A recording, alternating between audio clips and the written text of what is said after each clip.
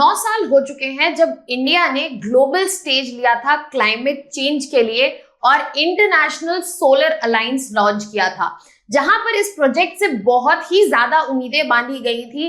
इस वक्त अगर हम देखें 9 साल के बाद, तो यहाँ पे प्रोग्रेस जो है काफी डिम और स्लो रही है।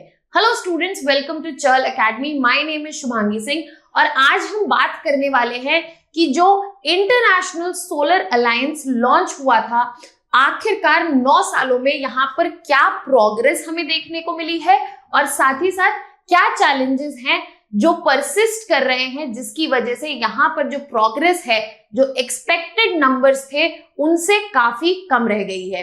इंटरनेशनल सोलर अलायंस जो है वो लॉन्च किया गया था 2015 में by PM Narendra Modi with France, और यहाँ पर फोकस था कि जो सोलर एनर्जी है उसका ऑफ टेक होगा with special emphasis on global south. Now this particular project has already completed 9 years, जहां पर इसका लॉन्च हुआ था 2015 में, और यहाँ पर एक यूनिक इनिशिएटिव होने के बावजूद जहां पर इंडिया ने ग्लोबल ऑर्गेनाइजेशन बनाने में फोकस किया, जहां पर सोलर एनर्जी का अडॉप्शन जो है वो तेजी से बढ़ेगा, वो अभी जो इसके चैलेंजेस थे उसकी वजह से, परसिस्ट होने की वजह से यहाँ पर जो रिजल्ट्स हैं वो देखने को नहीं मिले हैं। एट प्रेजेंट अगर हम बात करें तो इंटरनेशनल सोलर अलायंस जो है एक इंटर गवर्नमेंटल बॉडी की तरह उभरा है, जहां पर 110 मेंबर कंट्रीज एग्जिस्ट करते हैं। बट अभी भी कॉन्टिन्यूअस एफर्ट्स जारी है ताकि जो सोलर एनर्जी का डिप्लॉयमेंट है स्पेशली इन डेवलपिंग कंट्रीज वो और बेहतर हो सके। बट यहाँ पर इम्पैक्ट जो है इस इनिशिएटिव का, ग्लोबल इनिशिएटिव का, काफी लिमिटेड देखने को मिला है। इंटरनेशनल सोलर अलायंस की अगर हम बात करें तो उसका जो डिजाइन था that was not as a project developer, but यहाँ पर फैसिलिटेट करना था उन कंट्रीज को जहां पर सोलर एनर्जी का पोटेंशियल है और वो अपने बैरियर्स को ओवरकम करके सोलर एनर्जी का डिप्लॉयमेंट कर सके। बट यहाँ पर फोकस जो मेजरली था लार्ज स्केल सोलर प्रोजेक्ट्स पर, वो फुलफिल नहीं हो पाया है। और यहाँ पर अगर हम देखें 9 साल के बाद तो बहुत ही लिमिटेड प्रोग्रेस हमें देखने को मिल रही है। इस वक्त कोई भी ISA facilitated solar power project जो है उन्होंने अभी तक अपने ऑपरेशन स्टार्ट नहीं किए हैं। So that is a bad news in terms of this unique initiative, जहां पे एक्सपेक्टेड था कि ये क्लाइमेट चेंज के फाइट में एक गेम चेंजर रहेगा। वहां पर ISA द्वारा पावर्ड कोई भी प्रोजेक्ट अभी तक ऑपरेशनल नहीं रहा है। अब यहाँ पर अगर हम देख सकते हैं तो जो पहला प्रोजेक्ट ISA फैसिलिटेशन के द्वारा बनाया गया था वो क्यूबा में है, और इसके ऑक्शंस जो हुए जिसके तहत 60 मेगावाट का सोलर प्लांट लगना था। ये प्रोजेक्ट जो है एक बड़े प्रोजेक्ट का पार्ट था, जहां पे पूरी कैपेसिटी 1250 मेगावाट की होने वाली थी। इसके अलावा बाकी और कंट्रीज जैसे कि अफ्रीका, लैटिन अमेरिका ने भी प्रिपरेटरी वर्क अपना कंप्लीट कर लिया है, बट यहाँ पर जो ऑपरेशंस हैं वो अभी स्टार्ट नहीं हुए हैं, और लार्ज स्केल सोलर डिप्लॉयमेंट जो कि एक्सपेक्टेड थी इस पर्टिकुलर प्रोजेक्ट से वो अभी नहीं देखने को मिली है। अब अगर हम बात करें ओवरऑल सोलर इंस्टॉलेशन की, तो आप देख सकते हैं एनुअल इंस्टॉलेशन में 2014 से लेके 2023 तक डिफरेंस तो देखने को मिला है, बट एक मॉन्यूमेंटल चेंज जो एक्सपेक्टेड था वो नहीं है। और अभी भी जो इस वक्त सबसे ज्यादा capacity in terms of addition और जो अभी है वो इस वक्त सिर्फ चाइना के पास है। तो चाइना जो है इस सोलर रेस को एट प्रेजेंट लीड कर रहा है, जहां पे इंस्टॉल्ड कैपेसिटी जो है 609 गीगावाट्स एट प्रेजेंट देखी गई है, जहां पर इंडिया का नंबर अगर हम देखेंगे वो इस वक्त 72.7 गीगावाट्स के करीब है। And this data has been taken from world solar market report and it is a recent report. So ये दिखाती है कि एट प्रेजेंट जो लीडर था सोलर रेस का, जिसने ये इनिशिएटिव लाया, that is also lagging behind, and यहाँ पर एट प्रेजेंट जो है चाइना जो है लीड कर रहा है इस सोलर रेस में। अब अगर हम बात करें कि सोलर एनर्जी का जो डिप्लॉयमेंट था जो ISA से एक्सपेक्टेड था, उसमें हमें क्या चैलेंजेस देखने को मिले, ऐसे कौन से बैरियर्स आए, तो सबसे पहला और बड़ा बैरियर रहा है lack of experience, specially smaller countries में, जहां पर डेवलपिंग कंट्रीज जैसे कि जो अफ्रीका में, उनके पास एक्सपीरियंस नहीं है ऐसे लार्ज स्केल पावर प्रोजेक्ट्स को एग्जीक्यूट करने का और न्यूअर टेक्नोलॉजीज को यूज करने का, जो कि सोलर एनर्जी से एसोसिएटेड है। साथ ही साथ लोकल डेवलपर्स का एब्सेंस, इन कंट्रीज में, डेवलपिंग कंट्रीज में लोकल डेवलपर्स प्रेजेंट नहीं है जिनके पास ये एक्सपर्टीज हो कि वो सोलर प्रोजेक्ट्स को एग्जीक्यूट कर सके, और इस वजह से इन्वेस्टमेंट का मोबिलाइजेशन इन पर्टिकुलर प्रोजेक्ट्स के लिए पाना बहुत ही मुश्किल रहा है, और वो भी एक बड़े बैरियर की तरह रहा है इन solar energy employment.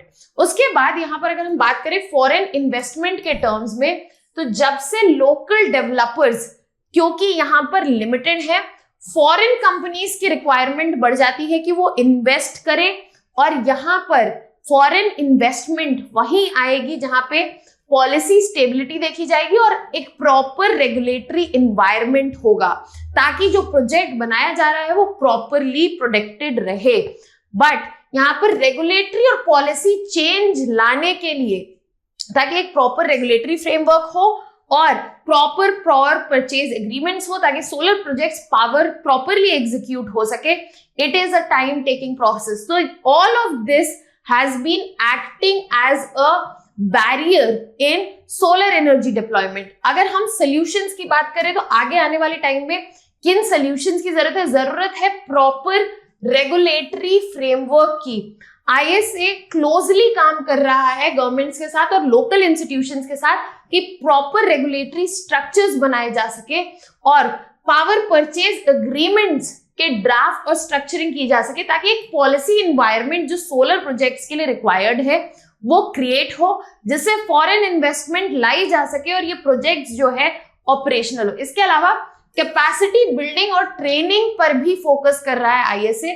Local expertise जो कि लैकिंग है इन डेवलपिंग कंट्रीज में, यहाँ पर लोकल एक्सपर्टीज को डेवलप करने की कोशिश कर रहा है, ताकि यहाँ पे लॉन्ग टर्म के लिए सेल्फ सफिशिएंसी बनी रहे सोलर एनर्जी में और सोलर एनर्जी का डेवलपमेंट जो है इंश्योर हो। साथ ही साथ ISA आगे हेल्प कर रहा है फॉरेन इन्वेस्टमेंट को फैसिलिटेट करने में, ताकि जो रेगुलेटरी स्टेबिलिटी है वो इंप्रूव हो और पॉलिसी सपोर्ट से यहाँ पर जो कंट्रीज हैं वो एक बेटर और अट्रैक्टिव डेस्टिनेशन रहे फॉरेन इन्वेस्टर्स के लिए, जिससे यहाँ पर सोलर प्रोजेक्ट्स जो है लगाए जा सके, लॉन्ग टर्म के लिए वो सस्टेनेबिलिटी वर्क करे और आगे फ्लरिश भी करते रहे।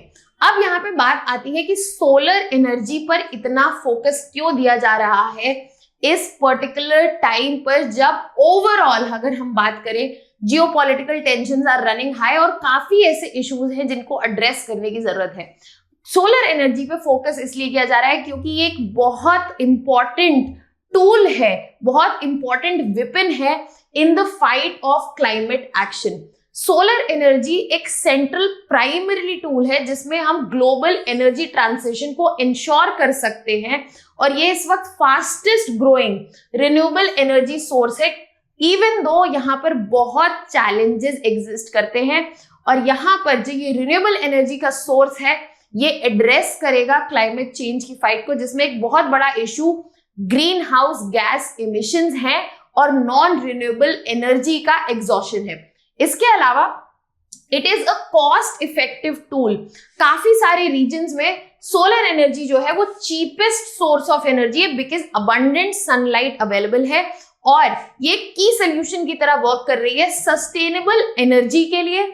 इसके अलावा प्रोजेक्टेड ग्रोथ की अगर बात करें तो सोलर कैपेसिटी जो है वो एक्सपेक्ट किया जा रहा है 2050 तक 3 to 15 टाइम्स बढ़ सकती है और हेल्प कर सकती है जो हम नेट जीरो टारगेट्स अचीव करने की सोच रहे हैं। सो दैट इज व्हाई यहाँ पर सोलर एनर्जी जो है बहुत इंपॉर्टेंट है, मैटर करती है और एक इंपॉर्टेंट फंडामेंटल इंस्ट्रूमेंट है ग्लोबल एनर्जी ट्रांजिशन के लिए। इसके अलावा अगर हम चैलेंजेस की बात करें तो यहाँ पर इशू एक ये है कि कॉन्सेंट्रेशन है सोलर कैपेसिटी का, जो सिग्निफिकेंट पोर्शन है सोलर कैपेसिटी का वो कुछ ही कंट्रीज में एट प्रेजेंट कॉन्सेंट्रेटेड है। अगर हम एग्जाम्पल के तौर पे देखें तो 43% जो कैपेसिटी है वो इस वक्त चाइना में इंस्टॉल्ड है, और जो सबसे ज्यादा बड़ी मार्केट्स है, टॉप 10 मार्केट अकाउंट्स है, उनके पास 95% ऑफ द टोटल कैपेसिटी है। साथ ही साथ अफ्रीका, जहां पर एनर्जी एक्सेस का बहुत बड़ा डेफिसिट है और यहाँ पर सोलर एनर्जी इस प्रॉब्लम को सॉल्व कर सकता है, उसके पास सिर्फ 2% है नए सोलर इंस्टॉलेशन के, जबकि यहाँ पर 80% वर्ल्ड के अनइलेक्ट्रिफाइड पॉपुलेशन रहती है, जो कि ऑलमोस्ट 745 मिलियन पीपल है। तो जहां पर अबंडेंस है सनलाइट का और साथ ही साथ नीड है इस एनर्जी एक्सेस की, वहां पर ये इंस्टॉलेशंस नहीं देखे जा रहे हैं। और यहाँ पर जरूरत है कि इंटरवेंशन हो और ऐसे जो प्रोजेक्ट्स हैं जो यहाँ पर फैसिलिटेट कर सकते हैं सोलर एनर्जी का इंस्टॉलेशन, वो इस पर्टिकुलर रीजन पे फोकस करें। साथ ही साथ एक बड़ा चैलेंज है manufacturing imbalance. Solar manufacturing industry जो है वो भी हाईली कॉन्सेंट्रेटेड है, जिसमें 80% प्रोडक्शन भी जो है वो चाइना में होता है, जिसकी वजह से जो रैपिड स्प्रेड रिक्वायर्ड है सोलर एनर्जी का वो नहीं हो पा रहा है, स्पेशली स्मॉलर मार्केट और डेवलपिंग कंट्रीज में, क्योंकि उनको रिलाय करना पड़ रहा है इंपोर्ट ऑफ टेक्नोलॉजी पे। ना उनके पास टेक्नोलॉजी है और टेक्नोलॉजी को इंपोर्ट करने के लिए which is economically burdening for them. तो एक मैन्युफैक्चरिंग का बहुत बड़ा इम्बैलेंस है जो एज अ चैलेंज इमर्ज कर रहा है। अब बात करते हैं इंडिया की और उसके रोल की in this particular international Solar alliance. सबसे पहला जो स्ट्रैटेजिक पर्पस था सोलर डिप्लॉयमेंट का, अगर हम बात करें तो यहाँ पे आईएसए का प्राइमरी गोल तो ये था कि सोलर एनर्जी को प्रमोट किया जाएगा, बट ये इंडिया की ब्रॉडर डिप्लोमेटिक स्ट्रैटेजी का पार्ट था, स्पेशली इंडिया का रीच बढ़ाना in global south, specially countries like Africa, जहां पर बहुत ज्यादा इकोनॉमिक पोटेंशियल है और इंडिया को इकोनॉमिकली इससे एडवांटेज भी मिल सकता है। अब अगर इंडिया के सेंट्रल रोल की बात करें आईएसए में, जबकि आईएसए एक इंटर गवर्नमेंटल ऑर्गेनाइजेशन है, आईएसए को अभी भी एक प्रोजेक्ट देखा जाता है जो इंडिया ने अंडरटेक किया है, और यहाँ पर इसका जो हेडक्वार्टर है वो भी न्यू दिल्ली में ही सिचुएटेड है, and this project is majorly funded by India. India ने ऑलरेडी प्रिसाइड किया हुआ है आईएसए की जनरल असेंबली पर जब से इसका इंसेप्शन हुआ, और 2026 तक इंडिया जो है इसकी प्रेसिडेंटशिप अपने पास रखेगी। तो यहाँ पर इंडिया के ऊपर एक बर्डन, एक यूनिक रोल आता है to make sure the initiative जो उन्होंने स्टार्ट किया था उसको उसके ऑप्टिमम गोल तक पहुंचाने का, बिकॉज यहाँ पर एक बहुत इंपॉर्टेंट और सेंट्रल रोल जो है इंडिया प्ले कर रहा है। Now we have a mains practice question for you. The International Solar Alliance has the potential to position India as the leader in the global energy transition. Discuss the challenges faced by the ISA in realizing this potential and how India can strengthen its role within the ISA. You can send in your answers in the comments section. That was all from my side. For more such videos and content related information, you can subscribe to our YouTube channel, Chahal Academy. That was all from my side. Thank you so much.